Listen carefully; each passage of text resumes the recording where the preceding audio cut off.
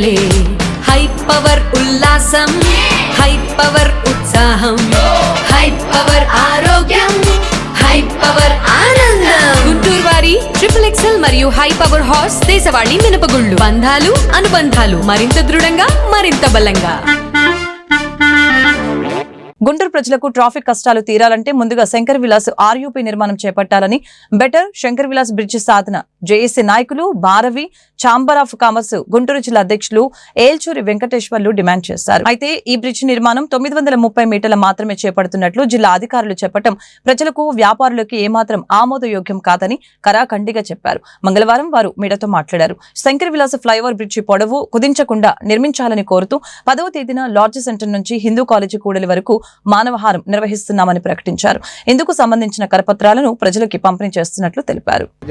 విజ్ఞప్తి joint action committee for better Shankar Vilas flyover తరఫున ఈరోజు మేము ముందుకు రావడం జరిగింది. మళ్ళీ రాష్ట్ర ప్రభుత్వం అలాగే గుంటూరు జిల్లా చెందినటువంటి కేంద్ర మంత్రి గారు ప్రతినిధులు అందరూ కలిసి ప్రతిష్టాత్మకంగా 6 నెలల క్రితం గుంటూరు నగరానికి గత 50 సంవత్సరాల నుంచి ఎదురు చూస్తున్నటువంటి ఫ్లైఓవర్ ఐకానిక్ పద్ధతిలో రాబోతుందని చెప్పి అది లాడ్జ్ సెంటర్ నుంచి హిందూ కాలేజ్ సెంటర్ దాకా single pillar iconic flyover with RUB నిర్మాణం జరగబోతుందని చెప్పి ప్రకటించిన నేపథ్యంలో ప్రజలందరూ ఆతృతగా దానికోసం ఎదురు చూస్తున్నటువంటి సంగతి మనకు తెలుసు.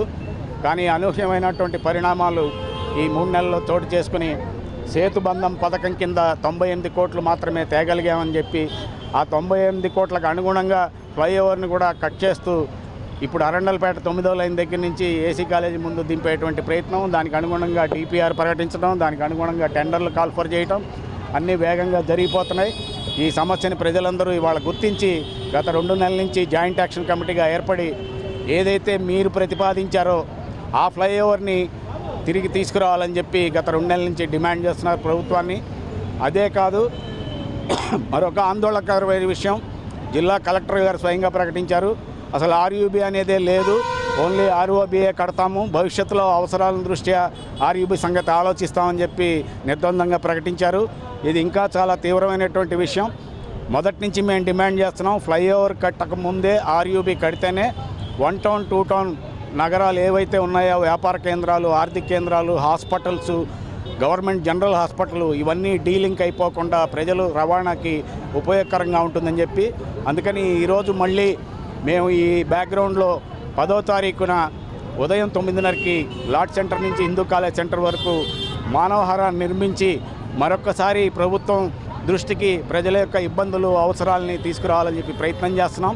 ఇప్పటికైనా ప్రభుత్వం అధికారులు, కార్పొరేటర్లు, ఎమ్మెల్యేలు అందరూ ఈ సమస్యని గుర్తించి ఇందులో ఉన్నటువంటి తీవ్రమైనటువంటి ఇబ్బందులను కూడా అర్థం చేసుకుని ఎటువంటి ప్రతిష్టకి పోకుండా మీరు మరిన్ని నిధులు రాబట్టి ఒరిజినల్గా మీరు ప్రతిపాదించిన ఫ్లైఓవర్నే తిరిగి పునర్నిర్మాణం కనుక చేయించగలిగితే మీ ప్రతిష్ట ఇనుమడిస్తుందే తప్ప దిగజారదనేది దృష్టిలో పెట్టుకుని మీకు అవసరమైన మద్దతు మేమందరం కూడగడతాం. అటువంటి ఈ ఫ్లైఓవర్ నిర్మాణం గురించి రకరకాల చర్చలు వస్తున్నాయి. మరి ప్రజలకు ఏదైతే ఊహలు ఉన్నాయో ఆ ఊహలకు వ్యతిరేకంగా కేవలం ఉన్న బ్రిడ్జిని కొంచెం ఎక్స్టెన్షన్ చేసి నిర్మించాలని ప్రతిపాదనలు పెట్టి మాకు చూపించడం జరిగింది. అది చాలా చాలా అమానుషం. ఇది గుంటూరు నగరానికి ఉరివేసినట్టే ఆ బ్రిడ్జి కట్టడం జరిగితే మాత్రం ప్రతి ఒక్కరూ కూడా ఈ గుంటూరు నగరానికి ఒక అద్భుతమైన బ్రిడ్జి వస్తుందని చెప్పి గత 20 సంవత్సరాల నుండి ఆశిస్తున్నారు. దానికి తగినట్టుగానే ఇప్పుడు ఉన్నటువంటి ఎంపీ గారు మరి ఒక అద్భుతమైన వ్యక్తి వచ్చారు. మనకి రాగానే అద్భుతమైన మెజార్టీతో గెలిచి కేంద్ర మంత్రి కూడా అయ్యారు. మరి ఇటువంటి వ్యక్తి కూడా మరి ఇటువంటి చిన్న బ్రిడ్జి నేయడం అనేది కొంచెం బాధాకరంగా ఉన్నది. ఇది ప్రజలుకి తగినట్టుగా లేదు, ఈ గుంటూరు నగరానికి తగినట్టుగా లేదు. కాబట్టి గౌరవ కేంద్ర మంత్రివర్యులు పునరాలోచించి ఈ బ్రిడ్జిని ఒక అద్భుతమైన బ్రిడ్జిగా మీకు తగినట్టుగా, మీ హోదాకు తగినట్టుగా బ్రిడ్జిని నిర్మిస్తే ప్రజలు హర్షిస్తారు.